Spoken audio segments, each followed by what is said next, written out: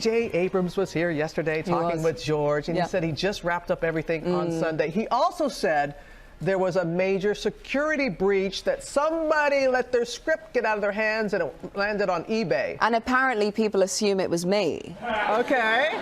Now, I'm not going to throw the person under the bus who it is, but there is someone else potentially coming on the show this week who can answer the question as to who that was. Oh, you're good. But it wasn't me. I know, and we know who's coming up later this week, so we'll let people look at the TV guide and figure that one out. Well, you're good, you're good, you're good.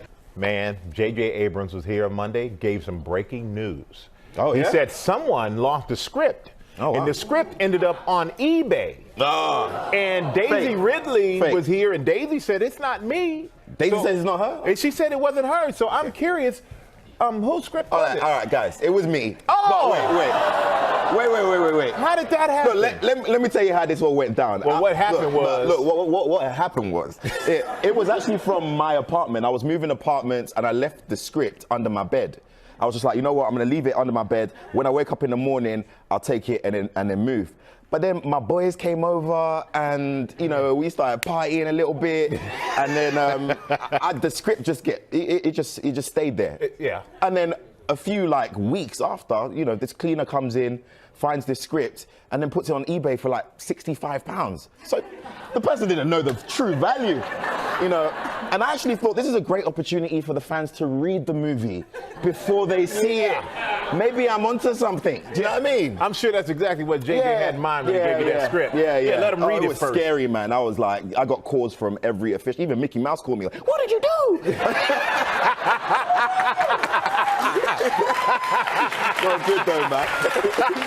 But it all worked out. It all worked out in the end. You getting kind of geeked out about the celebrities around you? Oh, yeah. A little bit. I mean, I was stood next to Angelina Jolie. Right? Right? Angelina Jolie. And then it was cool because Chris Pratt, I'd played a game with him. When we were doing Orient Express, we did like game nights every weekend. Yeah.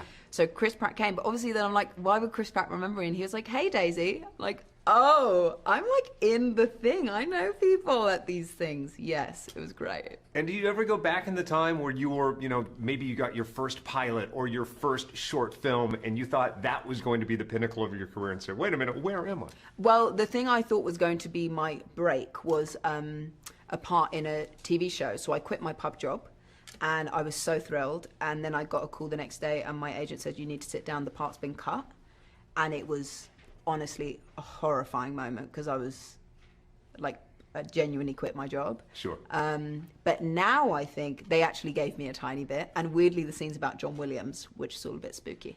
But I think now I'm so grateful for those things because, you know, learning. It's cool to be able to share the load. I guess I've been on this journey with Daisy really more than anyone else, just in terms of circumstance and understanding of culture.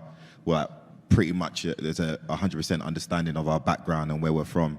And then while we were auditioning, obviously we were, you know, I had more money than Daisy when we were auditioning. I think you had like £17.55 in your account. And it was in minus too, so she was definitely going over the transaction limit. And we were just able to relate on that, even that kind of level where it's, you know, most of the time actors have this kind of like, you know, kind of mystery about the personal things. We stripped that bare, and I think that having this connection more than anything, like if I feel any type of way, or if I experience something that's weird, or if I'm at a store and I'm like, oh, I just saw something, I always just message Daisy, because I just know that that's somebody that would 100%, you know, relate. And I guess this way has been my way of experiencing, you know, the whole thing. But it's definitely also been a huge life change for all of us, and that in itself is exciting. You won't hear Darth Vader say, Luke, I'm your daddy.